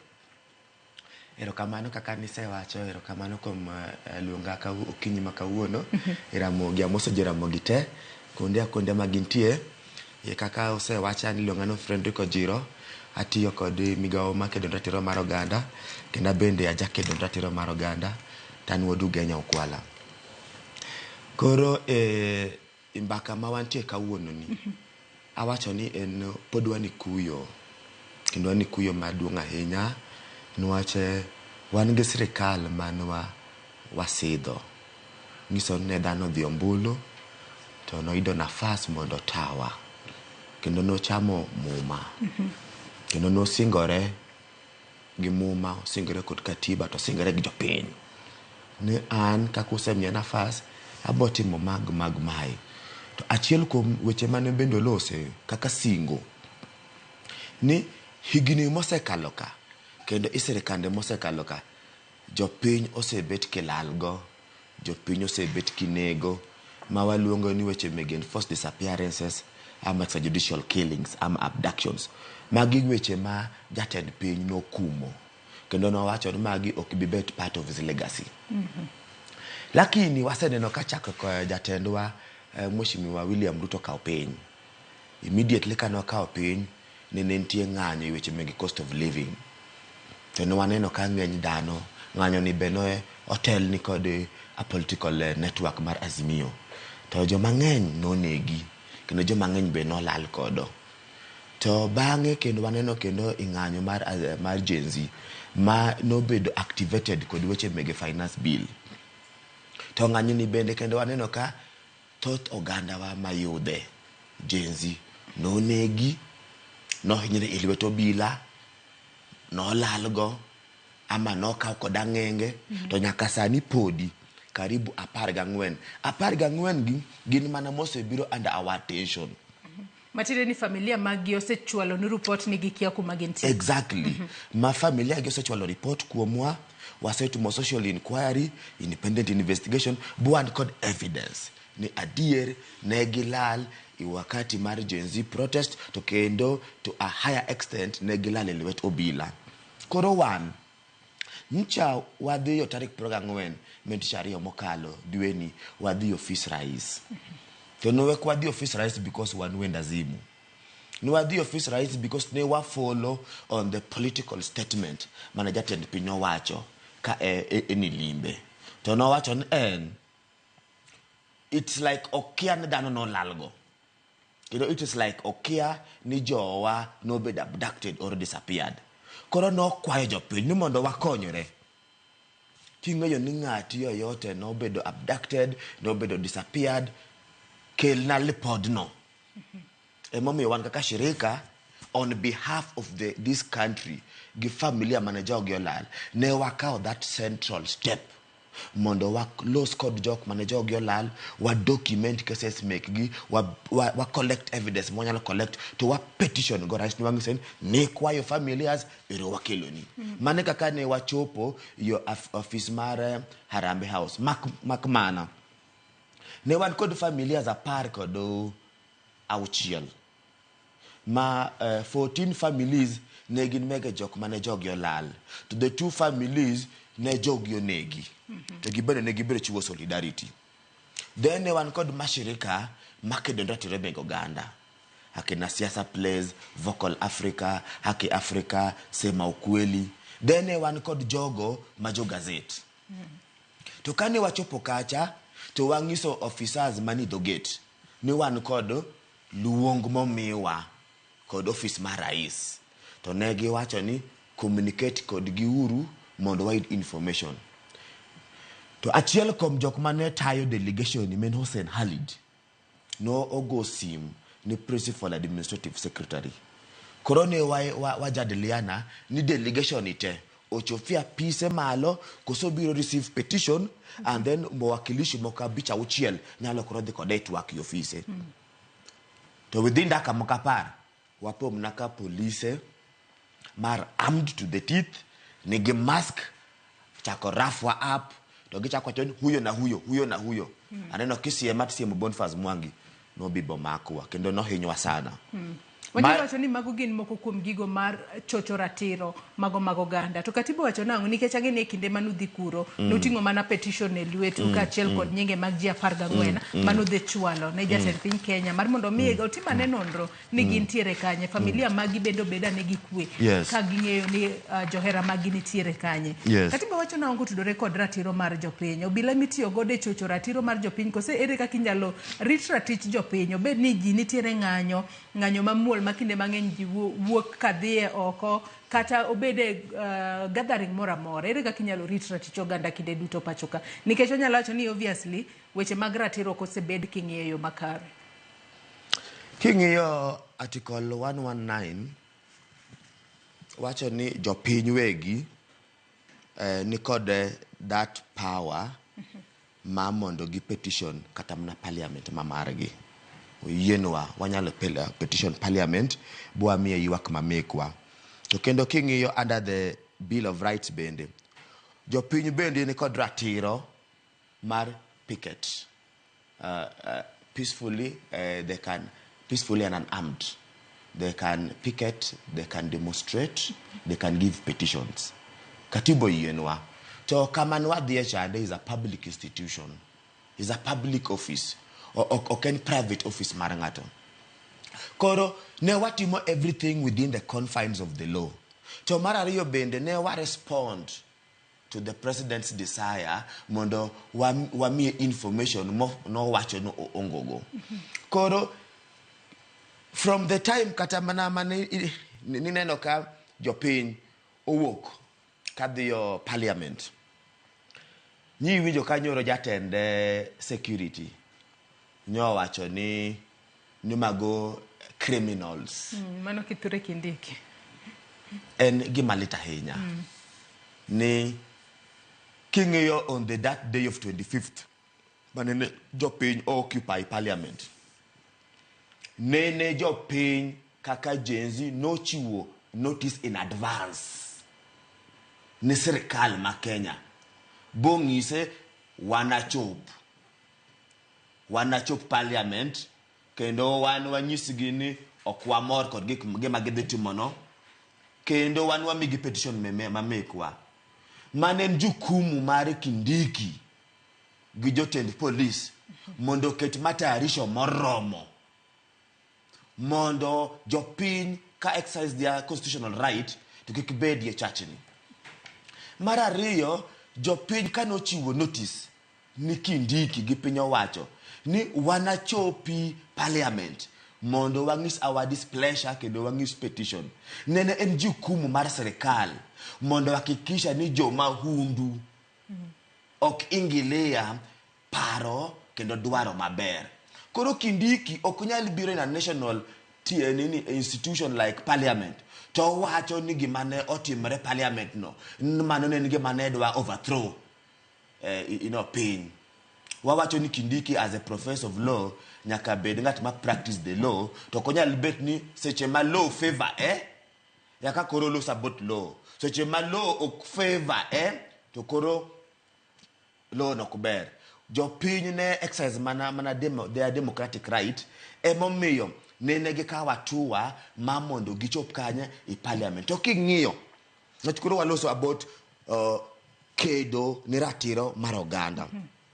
King'iyo the response manene police omiyo jomane no the parliament on that day to be specific. is a total violation of fundamental rights, mar jopiny, and is a misuse mar privileges ma police nigo. Police ni called privilege. Ama they have been, the Constitution has empowered them mondo giti called weapons.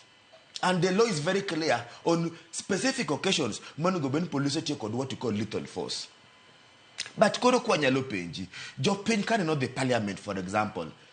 CCTV camera has shown us they were not armed, except on a few incidences. Manowani no kagibolo gikumoko. CCTV camera been has shown us ni jok mano join order on the parliament no tingo bade gimalo. They were unarmed. CCTV camera been has shown us ni they were not armed with any weapon. CCTV camera been has shown us ni when they entered parliament, ne gichako mana celebrate. Ni we have achieved, we have occupied this parliament. Waneno manaka CCTV camera nyiso wa ni jogo mawa in plain clothes and armed with various artilleries, different types megebunde, G3, rifles, chako negodano. Waneno bendeka jenzi manodo the parliament. No konyo nyaka wabunge manenkanyo to exit. Dongo waneno. Wachako bende waneno kama chumoro no muoch e parliament. Ang momiyo nyaka sani Mr. Kindiki gi president gisebet mana in the forefront in the front line mar kashifu you there kashifu action which is a democratic process but poka gibet steadfast mama no giwach ni awa okwayo dia report igimanoto mre 25th okwayo dia report from the security council igimanoto mre since chakrok mar Gen protest nyaka kamano chope bende pokwa wicho ka jatelo mar security owacho ni awa an koro adwaro numondo stakeholders te iweche mege security kod jopiny mondo wabed kod a national conversation mondo wa discuss ane gik manotimre nyiso ni ratiro meg oganda mang'eny norochi to jok manitelo ma should be responsible is running away from that critical discussion. Emomiyo wan on that day ne wado mondo kik wabed part of the blame. Kenya wani people have been part of the blame circles. To wani wado mondo wa break that circle of the blame. Omeno wacho ni karais oye chako mbakani. Karais oye ni mondo koro wanyalo koro discuss kendo nyalo bet biro machiegni kod familias mano hinyore. Waye mondo wa facilitate. But king your statement mar Kindiki i parliament nyoro ngisi ni onge good faith.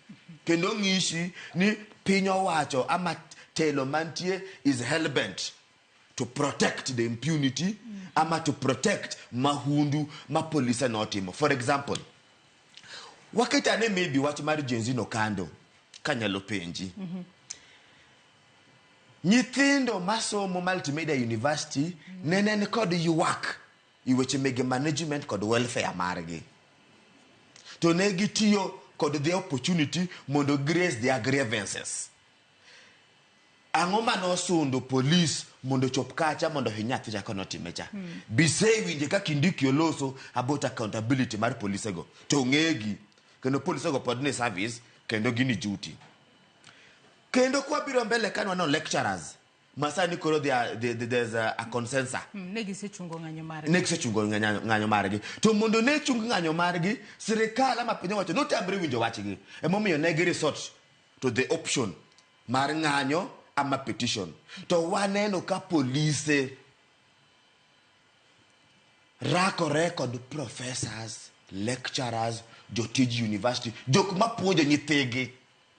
Kendo ne gihinyo gi sana. Penjo mwapenjo ni ya lecturer cha ama university worker no koso ni police ango manome nyaka goye mana kamacha to di petition bunge mano yiero. To koro kotudore kod gigo duto maundu duto mwasebedo kwaneno ka itimo ne jopiny gigo madhi ataro kod ratiro mar jopiny kata chocho ratiro mar jopiny. En ang'o ma okang' mane makuru dwa kawo maneno ni orit ratiro mar jopiny nikech kotudore kod jogo manowito ngimagi e kinde ng'anyo nikech wang'e ni yangore kaluwore kod nonro mane riwruoge makedo ne ratiro mag oganda notimo. Nitiere ji maromo 60 61 nowito ngimagi e kinde ma ji maromo 67 to nodhi ataro mar chik. Nyaka sani koro nuwacho ni jogo mane onegi udwa neno ni oyudo ratichgi kaachiel kod anyuola maggi. Udwa ensure ni giyudo ratiro margi e yo machalo nade mondo kinde mang'eny kawadhi mbele e piny Kenya wang'e ni dhano onego bed ni rito ratiro mare kinde duto. Bed ni seche moko ka iwito ngimani e yo ma ok ni kare to familia mari biro yudo ratiro. Kata timni gino ma ok ni kare. Jogo gima pod olal. Ubo yango ne oyudgi kendo giyudo ratiro e yo machalo nade. Erokamano. Twak mar jopiny mondo yud ratichgi chande. It is a continuous process. Nwach katiba ni bende kane wamanye ne wagore ne nyaka wayudo. Ok nomiwago. Katiba ma Kenya tuniteno ok nomiwa. Ne wakedo ni. To i katiba ni king'io article 37. Maloso about jopiny haki mamargi mar to assemble peacefully and unarmed. Mondo gichiw ywak mamargi. Ama gi petition gi protest. To waseneno ka sasa ma jopiny otemo mondo gi exercise this provision of the law because makatiba dik piny but katiba must be given life. So the only way mwanyalo miyo katiba life is when we exercise the principles of the constitutions or the provisions of the constitutions. And also when mondo wami katiba ni life is when we aspire to defend provisions mar katiba. Ama wahakikisha ni gima katiba aspiration market gombo mar katiba cha jok manitelo uheshimu koro on the context mar mbaka ma wagoyoni wan kaka jogo makedo ratiro mar oganda gima ndaka watim en gima unu timo saka kaini mar tiego oganda mondo oganda obed kod lony iwi ratichgi mwaluongo ni rights and responsibility. Oganda unge ratichgi to ginge majukumugi iwi ratichgi go.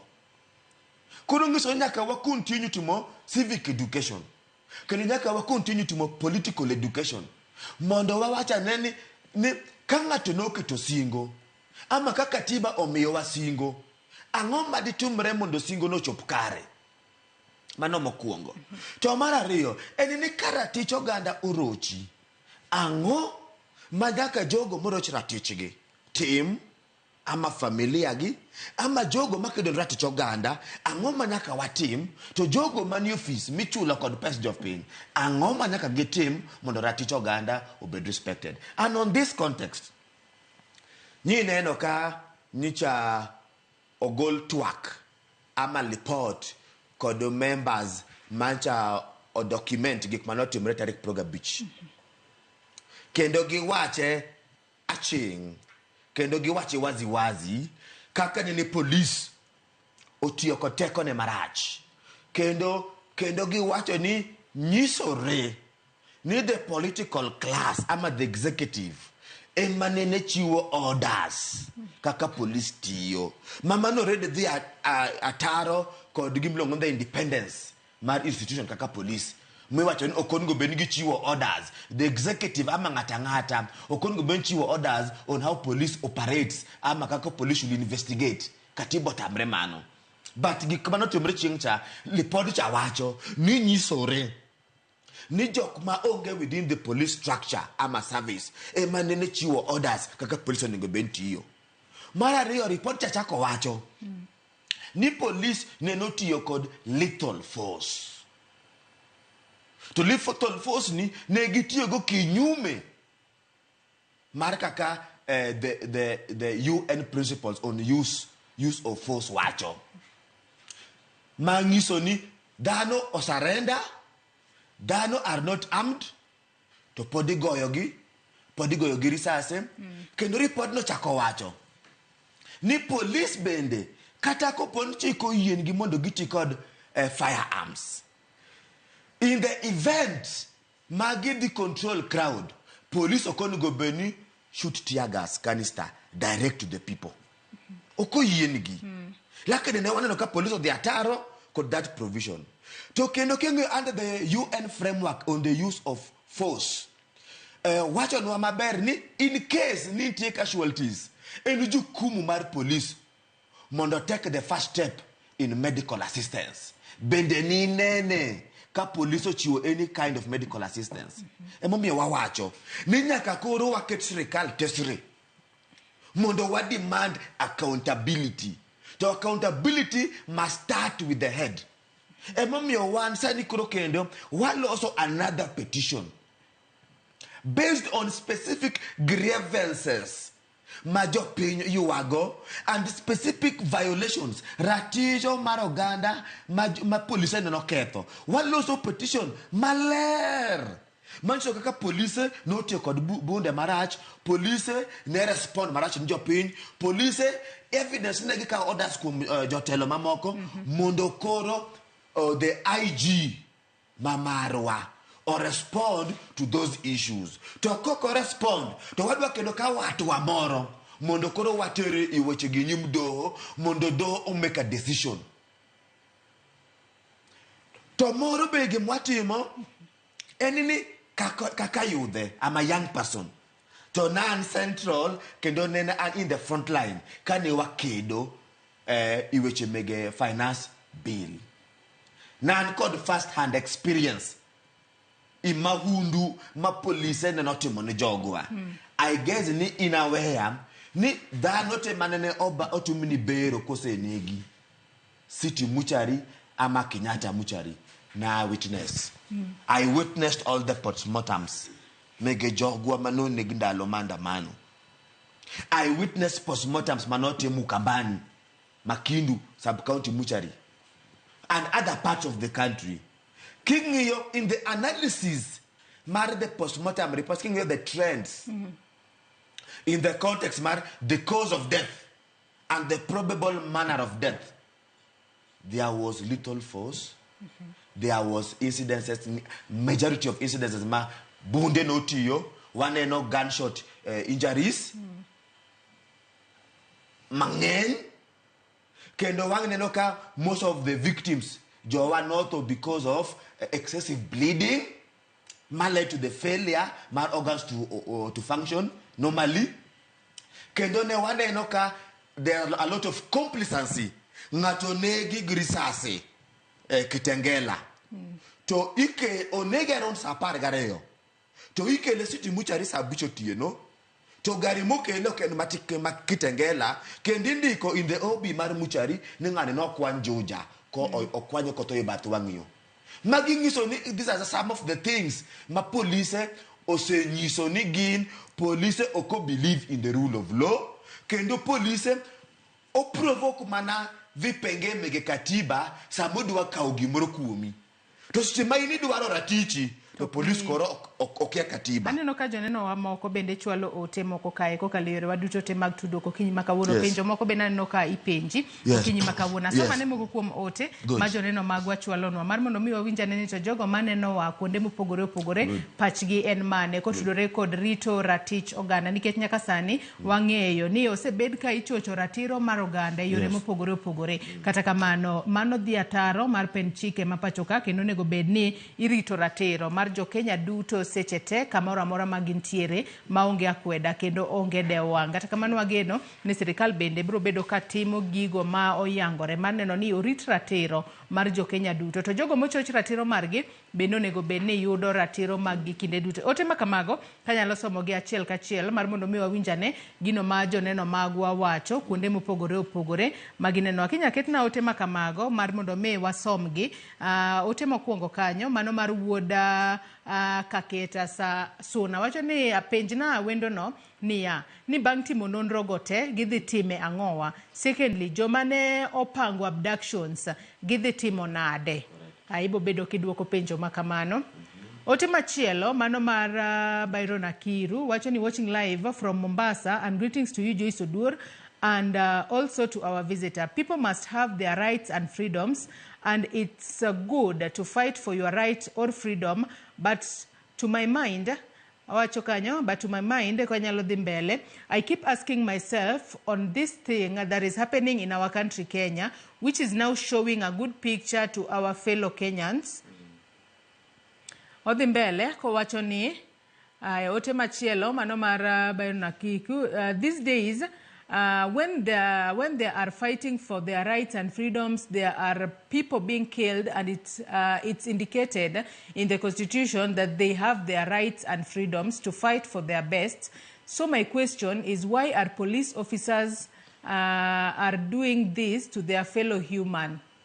Odhi mbele, ko ote machielo odhi mbele, ko wacho human being, or them, they identify themselves like animals. They just treat human beings like inhuman. Like the case of Trevor, the comrade of MMU, and also playing intimidation game with other lecturers who were fighting for their demands, who are like their parents and even their distribute wisdom to their children. What is the problem with our police officers, and are they having parents and children within their family life? Or they just do so, their arrogancy and nitwit actions, which is not good. We should know how to handle our fellow human beings, whether you are above one another. Mano ote mar Bairo Nakiru kanyo, mabendo chwalo no okinyi makawuono. Janeno machielo, Vitalis Ochieng' Wuod Game Karari, wacho ni Joyce Oduor asemolo kodi e twagni gi sani kan live kodu mos na wendo. Odhi mbele ko wacho niya, odhi mbele ko wacho niya, kadonje twak Kenya ni e piny mayudo ka onge demokrasi, kang'iyo gima timore mokwongo, achayo tend arita kwe ne aneno ka Kindiki wacho ni polis notiyo maber kalure gi gigo mane waneno kotimore. Jotendwa wacho tok tim gima gitime onge. Dhano nonegi, moko ne omaki, mosandi, moko nolalgo. Mano ote mar Vitalis Ochieng' wacho ni nolalgo nyaka sani. Ruto wacho gi dhoge to timo gimotimo to onge. Polis mane one kaka wacho ni poko fwenygi nyaka sani, kendo gilingo. IPOA osedwaro kaka gidhi timo, kaka digiti kodgi machiegni gitamore. Jokende ratiro to tema, but sirikal ni okosebedo negi thuolo mariwore kodgi. Koro penjona ni magi duto kotimore kama, ere kaka gidhi nyalo. Otego wacho ni Kenya wani bende nitiere chieng' ma japiny maonge thoche ni yud ratiche. Joma ne olalgo sirikal osenyisowa ni gin kanye. To polis mitiyogo e ng'anyo kinde ma japiny dwaro hakine, gin to katiba mane magitiyogo. Kose margi opogore. Gima wan go gik magitimo ok dhi gi katiba. Karachik to yango ni e piny ka. Mano mana ote ma joneno moko chwalonwa kokalo yore mopogore ma gi neno okinyi makawuono. Penjo moro penji kae ni bang' timo nonro gi te udhi timo nang'o? Secondly, joma ne opango abductions idhi tim nade? Erokamano, ing'eyo ni ago erokamano kuom jogwa ma ochwalo pachgi, because mano ng'iso ni we are concerned as a community. To mano bende kendo kelo wa paro moro ni kedo mar ratiro mar oganda ok nyalo weno dhiambo jiro. Ok nyalo wen Katiba Institute, ok nyalo wen LSK, to ok nyalo wen Ramogi. Wach Ramogi bende kedo ni ratiro mar oganda sama giluongo jolony mondo puonj oganda, kendo gikonyo mondo gi document kendo gi expose violations ama mahundu mitimo no oganda. Duoko na ipacho siepna no en ni wate nyaka wariwore, because the numbers matter. Kendo dhano ni kod lony mopogore. I believe ni riwruok mar oganda emomiyo Ruto notingo bade. Kubo wacho ni I concede defeat. Ne bet neno jiro kende. Koda chae mano ka jotendwa ngo. Be ne digi ayie, be ne digi concede defeat. Ne riwruok mar oganda. Kata mna katiba ne king'iye. The 2010 constitution mamarwani. Ne riwruok mar oganda mano riwre to achiel ni nyaka kedi mondo dhano dag in dignity and in rights. Emomiyo awacho ni oganda wa nyikwa Ramogi kod oganda mamoko man Kenya nyaka wariwore to sirikal bende kata kokosoni engage sirikal from rumors too. Rumors is good but only provoke conversation amonyalo provoke mondo nonro mondo timi wan kaka jolony kendo jogo makedo ratiro man oganda watimo nonro emomiyo waneno ka sirikal pok otimo nonro yoyote inek manotimre ama imahundu manotimre wakao mziko no kwa niaba mar jopiny in the interest mondo ratiro yudre bwatimo nonro wawegi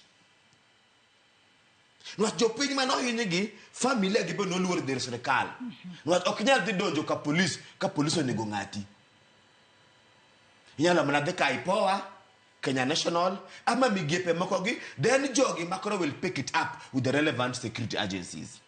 One mano wakao a very important step mar documenting kendo mar manyo witnesses kendo man yudo evidences minyalo tigo mondo walugo justice. Koro is a very important role. To mar ariyo en ni ng'ato penjo ni ang'o mudhi timo bang' bet kod nonro. En ni wadwa mondo wachwal nonro ni ir jopiny.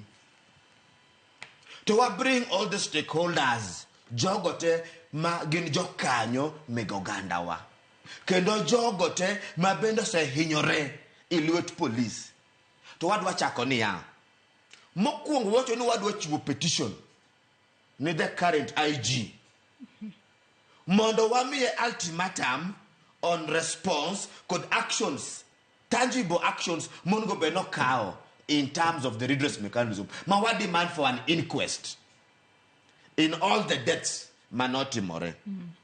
To bende wado mondo wa demand for a response in terms of mikakati mane ma serikal ama police dwa kao mondo duok jogi. Because wawacho niya cook police ema no mako jogi bo abduct gi bo disappear gi, then it is duty mar police mondo nyiswa jok mano mako jogi. Nochemo mi wachulo police wachulo police mondo kelarita kwe, wachulo police mondo prevent crime ama violation. To kata ubedo ni wacho ni jogo ma seche moko no lal kod jogi kaka ji 14 yes. Manyaka sani koro familia magi okia kuma gintiere. Yes. Familia go bende no dhi chwalo report ka police kose koro ogiluor dhi ka police nikech gichich ni police ema nyalo bedo kodgi nikech kinde mang'eny ng'ati ko lal to ber kidhi chwalo report ka police mar mondo mi police bende otimane nonro otemane yango ni ng'ani no nemo gi karang'on rwako law mane to no dhi kanye bende mano setimore kose gin mana ywak magi chwalo nu mar mondo mi ukonygi kaka jogo makedo ne ratiro mag oganda. Ipenjo maber. To penje mipenjani adwa nang'isi ni kati bende you played a very important role in listening mondo lose. How? Kanye familias gi ywak gazette, media no expose gik manotimore kendo no chwalo ywak gi public. Wan kaka jogo makedo ratiro mar oganda, LSK, Katiba Institute, Haki Africa, nene wamiyo jogi solidarity, wamigi legal support, social psychological support, to wa engage gi mondo ginge the criminal justice process and procedure. Ma jogi te wase kowo bo ochiwo report gi in the police stations that were near to the areas of incidents. Kendo se migi obi, kendo ng'eny gi osendiko reports, gisendiko statements. Makanya winjo nyoro ni Kindiki is not aware, nyobuoga sana. No, what these are information man called police institution. Kendo these are families man called OBs. Maktake dwaro kakae tabro we called all the OBs on specific cases mege abductions ama enforced disappearance. Katabra the most recent abduction Mar MCA Hassan from Wajir County. Okao mana South Bika akai.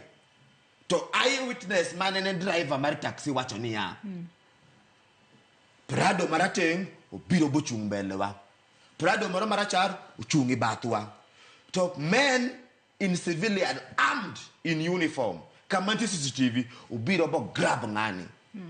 To ngani bedo grabbed MCN at a time. In just a week ago, the Wajir County Security Team, Motingo County Commander, Tingo County Commissioner, County Intelligence Boss, and all organs mega security within Wajir. No someone Mondo Penje about Ohel Motrimo, Mondo Penje ge momeo, ora record 10 pain Mar County government. So how can it be?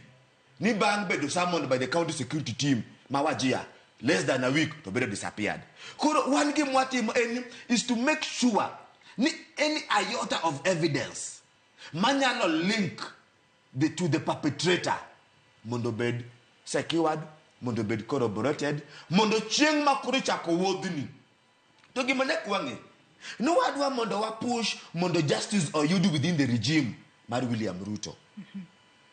But as a criminologist, I know the leadership, the political class may organize themselves in a manner to slow down redress mechanism. But the regime will never be there forever. The regime will never be there forever. What we must do as experts is to make sure all the forensic evidence is obtained and properly taken care of. We must make sure all the witness statements are procured. We must make sure any information which is key to investigation and ultimate prosecution waketo in place. Mondo at the earliest time opportunity we will push forward. But having said this is our generation. To this generation, Emabro Konya Mondo fix the ills of our society. Part of the role Monugo Beno Ganda Watimo, Enyaka Wapenjore. What is the role Mari MP Mari? Is your MP happy? Koduma Hunduma police streamo.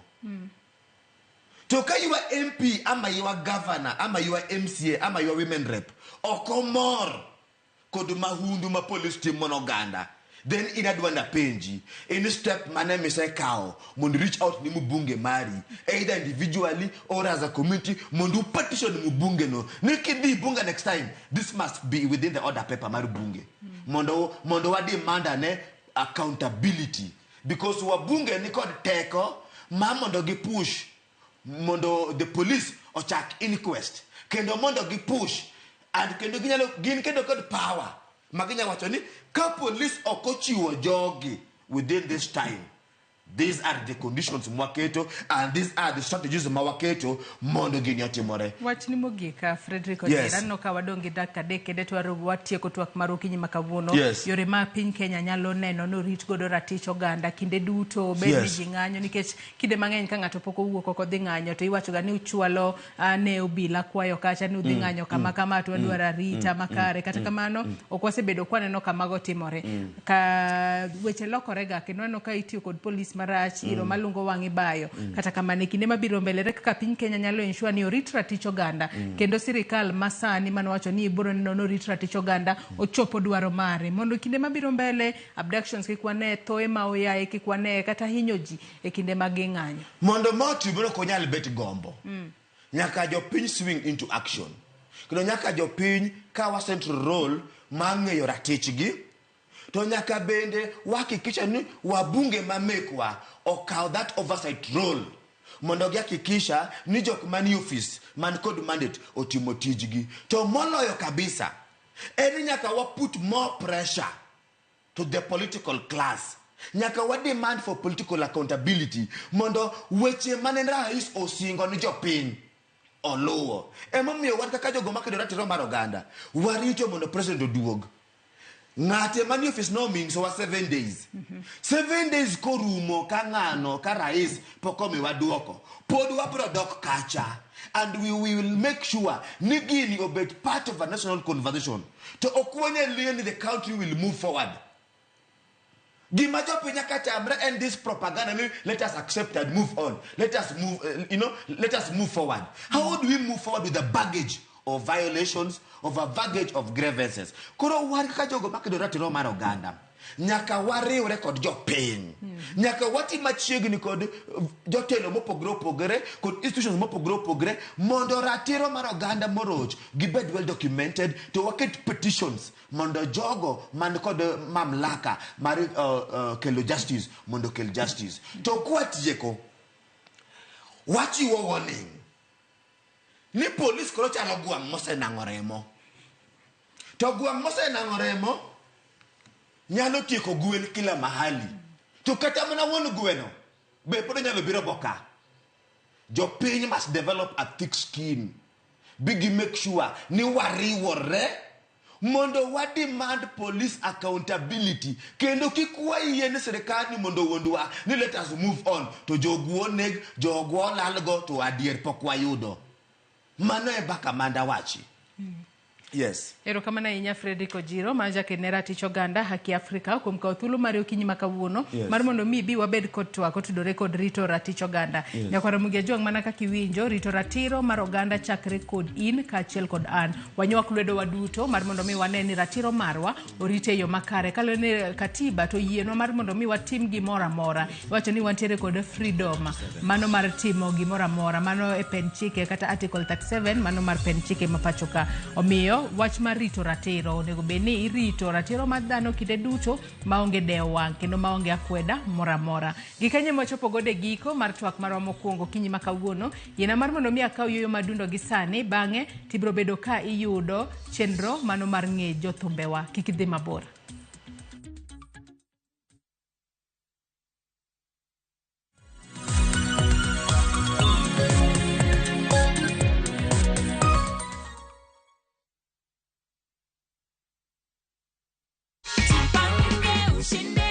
Ulikuwa una expect ukiambiwa ati umeshinda 50 Gs. Sikukuwa na hiyo imani nitapata.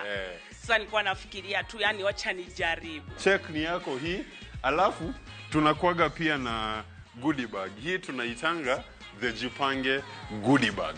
Nasalamia watu wa Keumbu, wacheze na Mungu atawasaidia washinde kama mimi. Kama wewe, si ndio? Zishinda mamilioni.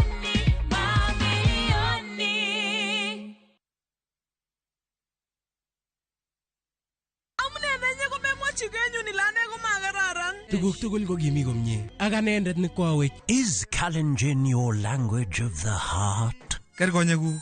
Then we have a sweet surprise for you. Wow, kimnatetab chomyeto. Sobetab Tai, a story of two hearts bound by undeniable love. A story full of secrets and lies that unfold into unbearable pain. Mune sikiun cheptang'ung nemingin asimakiker.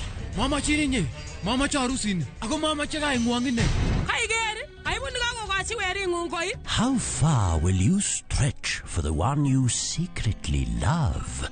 Watch this heart-throbbing story, Sobetab Tai, only on Viusasa.